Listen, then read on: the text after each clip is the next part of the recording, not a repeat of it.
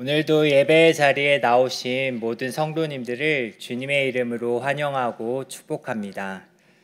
대부분 일주일 만에 만나게 되셨을 텐데요. 우리 옆에 있는 분들께 이렇게 한번 인사했으면 좋겠습니다. 한 주 평안하셨습니까?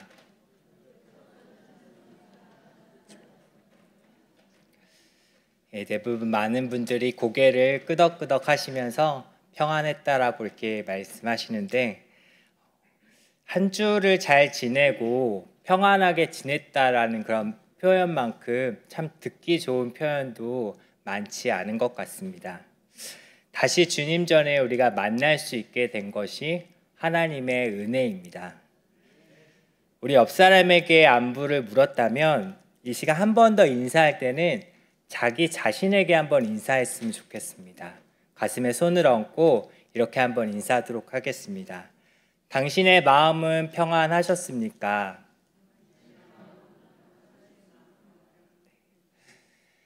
여러분, 한 주 동안 평안하셨습니까?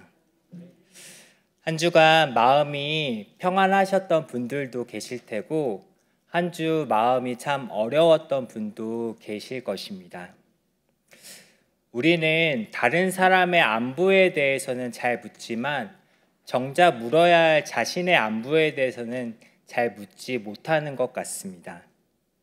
제일 중요한 것이 우리의 마음임에도 마음을 살핀다라는 것이 참 어색하게 느껴집니다. 그럼에도 여러분, 잘 안 되지만 하루에 한 번씩만이라도 여러분의 마음 상태를 돌아보셨으면 합니다. 그래야 여러분의 몸과 마음이 건강해질 수 있습니다. 오늘 말씀을 통해서 우리의 마음과 생각을 지킬 수 있는 방법에 대해서 함께 나누고자 합니다. 말씀을 잘 들으시고 여러분의 마음과 생각이 잘 지켜지는 한 주가 되시기를 예수님의 이름으로 간절히 소망합니다. 모든 것은 마음먹기에 달려있다라는 말 한 번쯤 들어보셨을 겁니다. 우리의 마음 상태가 어떠냐에 따라서 모든 것이 달라질 수 있다라는 말입니다. 그렇다면 우리의 삶에 일어나는 모든 문제와 어려움도 마음에서부터 시작된다라고 할 수 있겠죠. 천재 과학자로 불려진 알버트 아인슈타인은 이러한 말을 남겼습니다. 진짜 문제는 인간의 마음입니다. 물리학이나 윤리의 문제가 아닙니다. 세상 대부분 문제의 근원이 인간의 마음에서 찾을 수 있다라고 말한 것입니다. 우리의 마음을 잘 살펴보면 지금 좋은지, 괜찮은지, 안 좋은지, 두려운지, 힘든지를 알 수 있게 됩니다. 사실 우리 주변에는 생각보다 마음의 문제를 안고 살아가는 사람들이 참 많이 있습니다. 그래서 사람들은 서툴지만 그 마음을 누군가에게 표현합니다. 나 너무 힘들어. 너무 두려워. 정말로 걱정돼. 진짜 지치는 것 같아. 이렇게 지금 자신의 마음이 힘든 상태라는 것을 누군가에게 표현합니다. 때로는 극단적인 표현들도 하게 됩니다. 나 죽고 싶어. 미쳐버릴 것만 같아. 난 잘하는 게 하나도 없나 봐. 나 너무 힘들어. 걱정돼. 아무것도 하고 싶지 않아. 요즘에는 가족 상담에 대한 TV 프로그램들이 참 많아졌는데요. 시청해 보다 보면 가족들끼리 이러한 표현을 심심치 않게 많이 사용하는 것을 우리는 볼 수 있습니다. 어쩌면 TV 속에 나오는 그 사람들만의 감정이 아니라 지금 우리가 느끼고 있는 마음의 상태가 될 수도 있지 않을까요? 이러한 마음의 표현을 한다는 것은 사람들에게 공감과 위로를 받고 싶은데 마음의 문제를 해결해 줄 수 있는 사람이 우리 주변에는 많이 없습니다. 남편도, 아내도, 부모도, 친구도 내 마음의 문제를 완전히 해결해 줄 수는 없죠. 김수현 작가가 쓴 애쓰지 않고 편안하게라는 책에 이러한 글귀가 있습니다. 유튜브 영상을 보는데 한 댓글이 눈에 들어왔다. 힘든 일이 있어서 친구에게 털어놨더니 친구가 너만 힘든 게 아니야. 다들 견디며 사는 거야 라고 말했고 그 말은 전혀 위로되지 않았다고 했다.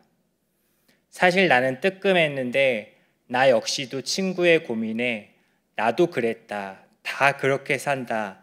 힘내라 라는 식으로 답하곤 했다. 내 딴에는 해결책이 되길 바라며 한 말이었지만 당시 친구의 표정을 떠올려 보면 도움이 되지 않았던 것 같다. 참 공감되는 글귀 같습니다. 내 마음의 힘듦을 누군가에게 표현은 하지만 아무도 해결해 줄 수 없다라는 것이 현대인들이 갖고 있는 가장 큰 문제가 아닐까 생각이 듭니다. 여러분은 마음이 힘들 때 누구에게 말하고 계십니까? 오늘 본문 6절에서는 이렇게 말씀하고 있습니다. 아무것도 염려하지 말고 다만 모든 일에 기도와 간구로 너희 구할 것을 감사함으로 하나님께 아뢰라. 성경은 마음이 힘들 때 하나님께 기도하라라고 말씀하고 있습니다. 또한 우리는 우리의 마음을 잘 지켜야 합니다. 잠언 4장 23절에 모든 지킬 만한 것 중에 더욱 내 마음을 지키라. 생명의 근원이 이에서 남이니라 라고 하셨습니다. 마음을 지키는 것이 이토록 중요한 이유는 마음이 모든 것의 시작점이 되기 때문입니다. 그렇게 우리에게는 우리의 마음을 지킬 수 있는 분이 있어야 합니다. 세계 정상급 부호인 테슬라의 일론 머스크는 거액을 두면서 마음을 관리해주고 케어해주는 전문가를 두고 있다라고 합니다. 왜 이런 거액을 주면서까지 마음을 관리해주는 사람을 곁에 두고 있는 것일까요? 그것은 마음이 건강해지면 모든 것이 잘 되기 때문입니다. 마음이 건강하면 우리의 육체도 함께 건강해집니다. 마음이 건강하면 일도 더 잘 되고 사람들과의 관계도 좋아지고 웃을 일도 많아지고 또 화도 덜 낼 수 있게 됩니다. 우리도 일론 머스크처럼 마음과 생각을 지키기 위해 투자해야 합니다. 일론 머스크만큼의 돈은 없지만 우리에게는 하나님이 계십니다. 여러분의 마음과 생각을 지키기 위해 하나님께 기도하시기를 바랍니다. 아침에, 점심에, 자기 전에 기도하시고 마음이 힘들어지기 전에 미리 기도하는 습관을 들이시기를 바랍니다. 하나님께서는 우리의 마음과 생각을 지켜주시는 최고의 전문가가 되어 주실 것입니다. 하지만 마음과 생각이 요동칠 때 우리는 현실에서 의외로 하나님께 기도하지 않을 때가 많습니다. 이유는 참 다양합니다.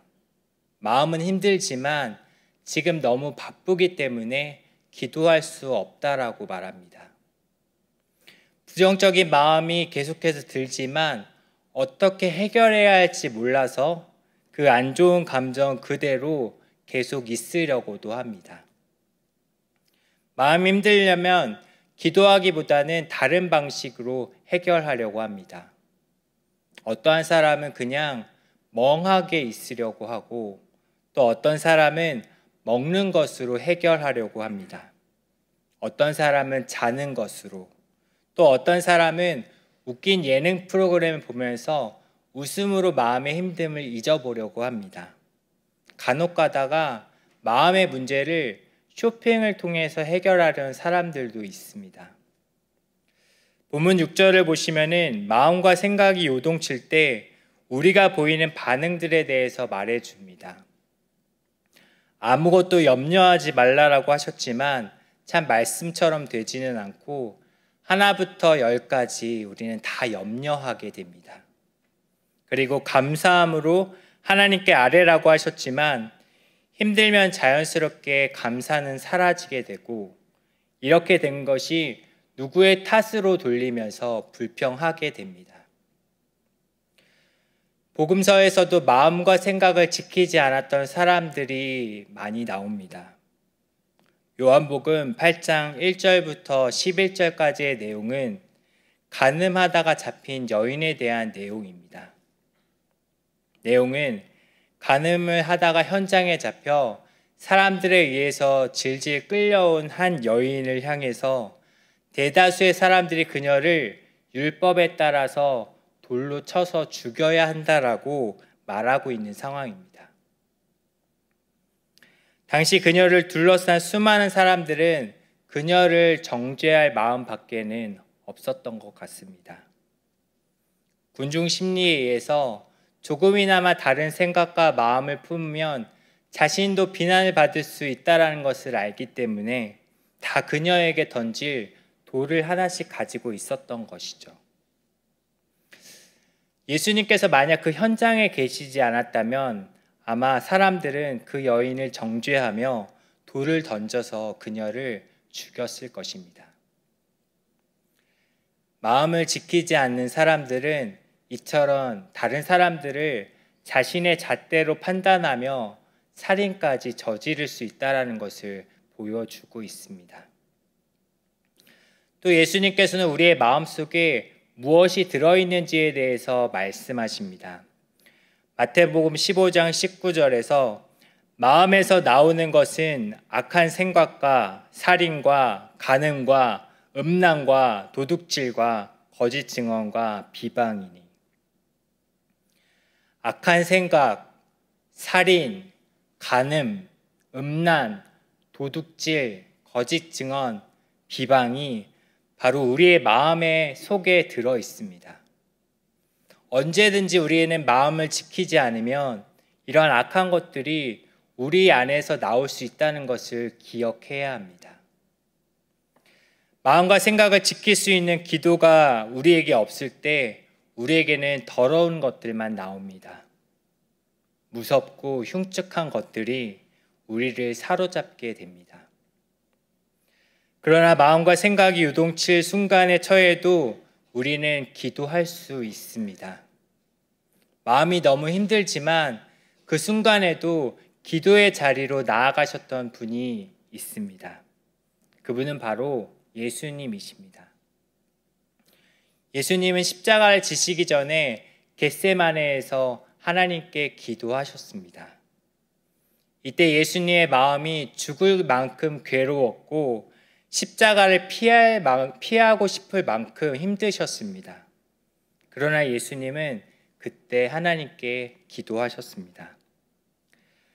마가복음 14장 32절부터 36절 말씀에 그들이 겟세마네라 하는 곳에 이르매 예수께서 제자들에게 이르시되 내가 기도할 동안에 너희는 여기 앉아 있으라 하시고 베드로와 야고보와 요한을 데리고 가실새 심히 놀라시며 슬퍼하사 말씀하시되 내 마음이 심히 고민하여 죽게 되었으니 너희는 여기 머물러 깨어 있으라 하시고 조금 나아가사 땅에 엎드려 될 수 있는 대로 이때가 자기에게서 지나가기를 구하여 이르시되 아빠 아버지여 아버지께는 모든 것이 가능하오니 이 잔을 내게서 옮기시옵소서.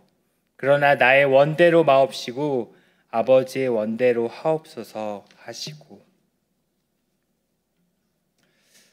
예수님께서는 우리와 다른 신이셨기에 아무런 어려움 없이 기도할 수 있었던 것이 아니라 연약한 인간의 몸을 입으셨지만 모든 괴로움과 고통을 끌어안고 기도하셨습니다.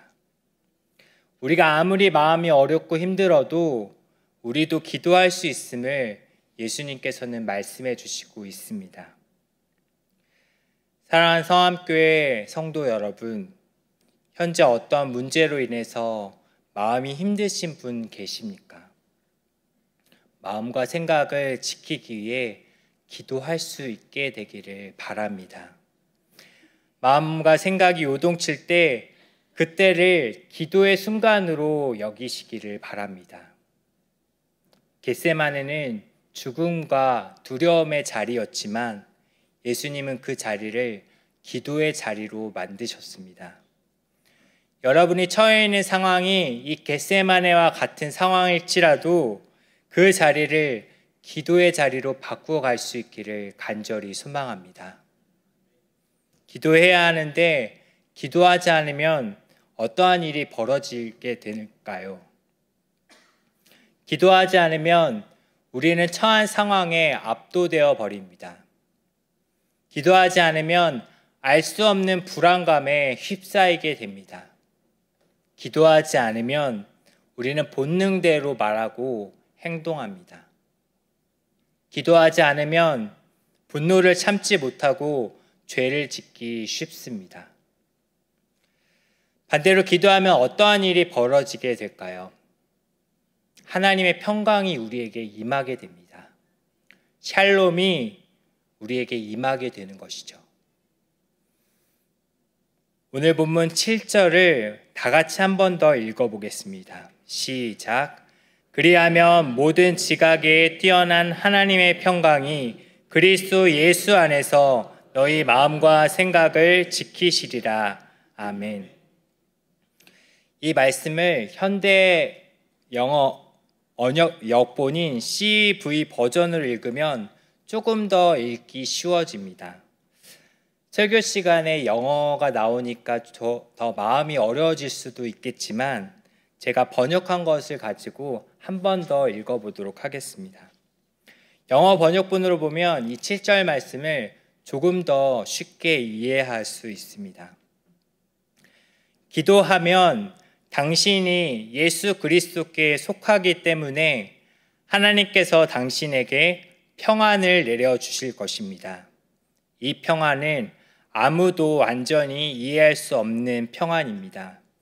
그리고 이 평안이 통제하게 될 것입니다. 당신이 생각하고 느끼는 방식을. 조금은 이 말씀이 잘 이해가 되시나요? 기도하면 우리의 마음과 생각을 하나님의 평강이 지켜주신다라고 말씀합니다. 그 평강은 아무도 완전히 이해할 수 없는 평강이고 이 평강이 우리가 생각하고 느끼는 방식을 통제하게 될 것입니다. 이것이 기도할 때 우리에게 나타나는 현상이라는 것입니다. 기도하면 우리가 예수 그리스도께 속한다라고 말씀드렸습니다. 우리가 예수 그리스도께 속하게 되면 어떤 일이 벌어지냐 하면 우리 안에 예수께서 자리 잡으시고 열매를 많이 맺을 수 있게 됩니다. 요한복음 15장 5절 말씀에 나는 포도나무요 너희는 가지라. 그가 내 안에 내가 그 안에 거하면 사람이 열매를 많이 맺나니 나를 떠나서는 너희가 아무것도 할 수 없음이라. 그뿐만이 아닙니다. 예수님이 계신 곳에는 두려움이 사라지고 기쁨이 넘치게 됩니다. 제자들은 예수님이 죽으셨다가 부활하셨다는 소식을 들었지만 사람들이 두려워 문을 꼭 닫고 닫아 숨어서 있었습니다. 그런 제자들에게 예수님은 그 자리로 찾아오셨습니다. 이날 곧 안식 후 첫날 저녁 때에 제자들이 유대인들을 두려워하여 모인 곳에 문들을 닫았더니 예수께서 오사 가운데 서서 이르시되 너희에게 평강이 있을지어다. 이 말씀을 하시고 손과 옆구리를 보이시니 제자들이 주를 보고 기뻐하더라. 주님이 계신 자리에서 우리는 평안을 경험하게 됩니다. 아브라함 링컨은 미국 역사상 가장 위대한 대통령으로 기억되는 인물입니다.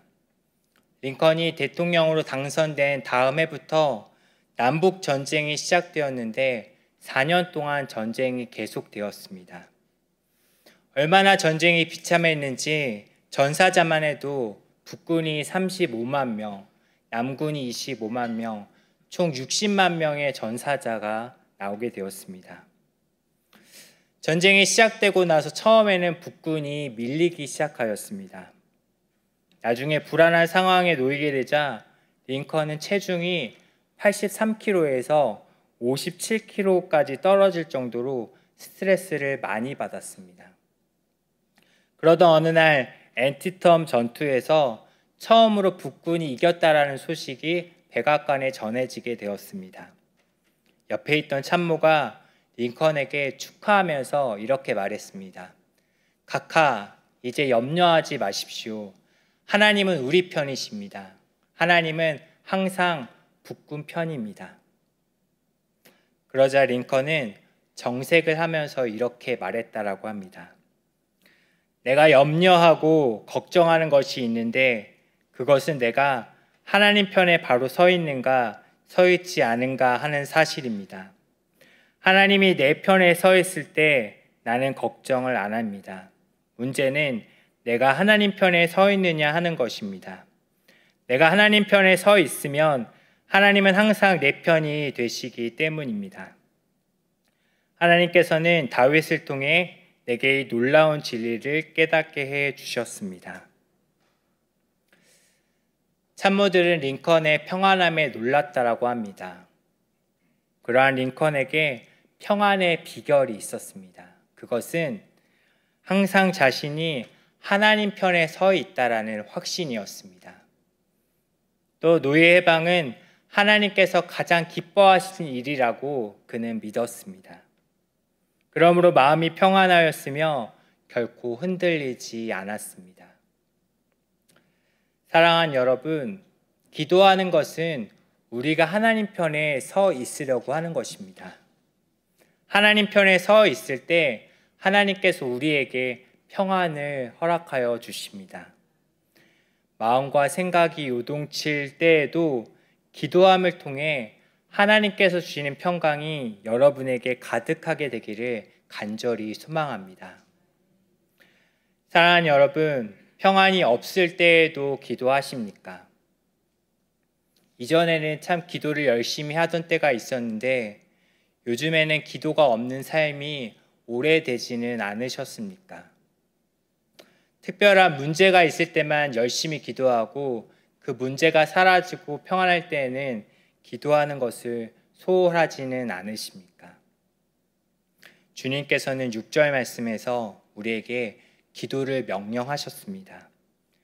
모든 일에 기도와 간구로 너희 구할 것을 하나님께 아뢰라라고 하십니다. 기도는 특별한 어떠한 순간에만 하는 것이 아니라 모든 순간에 모든 일에 하는 것이 바로 기도입니다. 기도가 우리의 마음과 생각을 지킬 수 있는 방법입니다. 기도가 우리의 마음에 하나님의 평안을 가져다 주는 비법입니다. 그렇다면 기도가 이렇게 유익하다면 얼마나 오래도록 우리는 기도해야 할까요? 골로새서 4장 2절 말씀에서는 기도를 계속하고 기도의 감사함으로 깨어 있으라라고 하십니다. 기도는 계속하고 늘 기도에 깨어 있어야 한다라고 말씀하는 것입니다. 한 기자가 테레사 수녀에게 인터뷰를 하였습니다. 기자가 테레사 수녀에게 아침에 무엇을 하는지 묻자 테레사 수녀는 기도합니다라고 답하였습니다. 기자가 다시 한번 물었습니다. 언제 기도를 시작하시나요? 4시 반입니다. 이어서 기자는 기도한 뒤에 무엇을 하는지 물었습니다. 그러자 테레사 수녀는 이렇게 대답했습니다. 모든 일을 예수님과 함께 예수님을 위해 예수님께 하면서 일하는 내내 기도하고자 노력합니다. 테레사 수녀의 대답은 기도한 뒤에도 계속해서 기도한다라는 것이었습니다. 무슨 특별한 품성이 있어서 그러한 막대한 영향을 끼치는 거냐고 발휘하느냐는 질문에 테레사 수녀는 이렇게 대답했습니다. 그 무엇도 제 일로 보지 않습니다. 모두 그분의 일입니다. 저는 그분의 손에 들린 작은 연필 하나에 불과해요. 생각은 그분이 하십니다. 글도 그분이 쓰십니다. 연필은 스스로 아무것도 하지 않습니다. 그저 쓰임받을 뿐이지요. 사랑하는 성암교회 성도 여러분, 매일 우리의 삶에 경제적인 어려움, 자녀 교육에 대한 어려움, 관계에 대한 어려움, 신앙생활에 대한 어려움이 우리에게 몰려옵니다. 또한 매일 우리의 삶에 건강에 대한 두려움, 노후에 대한 두려움, 죽음에 대한 두려움이 휘몰아칩니다. 어려움과 두려움과 광풍 속에서 우리의 마음을, 우리의 생각을 지키기를 원한다면 지금 여러분의 삶에 기도가 필요합니다. 기도하면 하나님께서 주시는 평안이 우리의 마음과 생각을 지켜주실 것입니다. 그러나 기억해야 할 것은 한번 기도했다고 해서 불안과 두려움과 염려가 완전히 사라지지는 않는다라는 것을 우리는 기억해야 합니다. 모양과 상황을 달리하여 두려움과 어려움과 염려는 우리의 삶에 끊임없이 찾아올 것입니다. 우리가 살아가는 세상 속에서 단 한순간도 평안만으로 가득 찼던 때는 없었습니다. 아마 앞으로도 그럴 것입니다. 그렇다면 우리가 가만히 있어야 하겠습니까? 우리가 할 수 있는 것을 우리가 해야 합니다. 그것은 바로 기도입니다. 기도를 통해 우리의 마음과 생각을 지켜주시는 하나님의 평안이 여러분의 평생에 가득하게 되기를 예수님의 이름으로 간절히 소망합니다. 함께 기도하겠습니다. 항상 우리의 기도를 듣고 계시는 하나님 아버지, 기도하지 않고 마음과 생각을 지키려고 했던 우리의 연약한 모습을 용서하여 주시옵소서. 이제는 기도하겠습니다.